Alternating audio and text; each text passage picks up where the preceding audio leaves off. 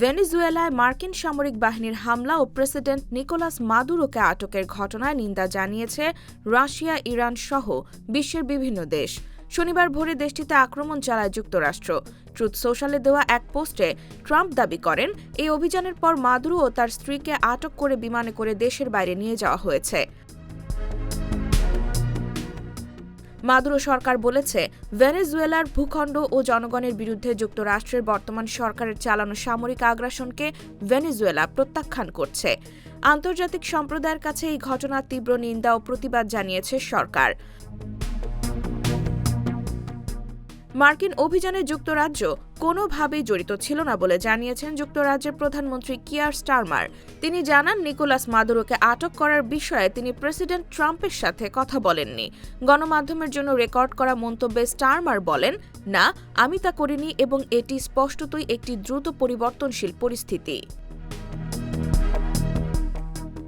Colombia এই ঘটনার পর সীমান্তে সেনা মোতায়েন করেছে। কলম্বিয়ার প্রেসিডেন্ট গুস্তাভো পেত্রো এক্সে ধারাবাহিক পোস্টে লিখেছেন, শান্তি, আন্তর্জাতিক আইনের প্রতি শ্রদ্ধা এবং জীবন ও মানবিক মর্যাদার সুরক্ষা সব ধরনের সশস্ত্র সংঘাতের ঊর্ধ্বে থাকা উচিত।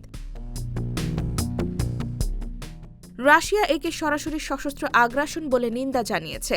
দেশটির পররাষ্ট্র মন্ত্রণালয় এক বিবৃতিতে বলেছে, আজ সকালে যুক্তরাষ্ট্র ভেনেজুয়েলার বিরুদ্ধে সশস্ত্র আগ্রাসন চালিয়েছে।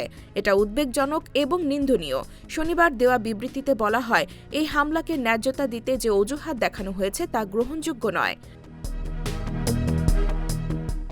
কিউবার প্রেসিডেন্ট মিগেল দিয়াস কানেল সামাজিক যোগাযোগ মাধ্যমে তীব্র ভাষায় যুক্তরাষ্ট্রের নিন্দা জানান।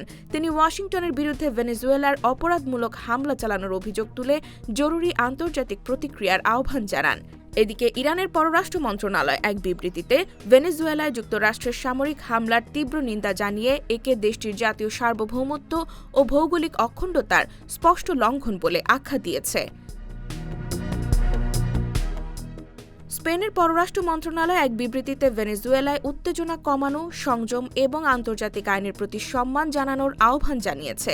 একই সঙ্গে তারা সংকটের শান্তিপূর্ণ সমাধান খুঁজে পেতে মধ্যস্থতার প্রস্তাবও দিয়েছে। IBTV USA, new York.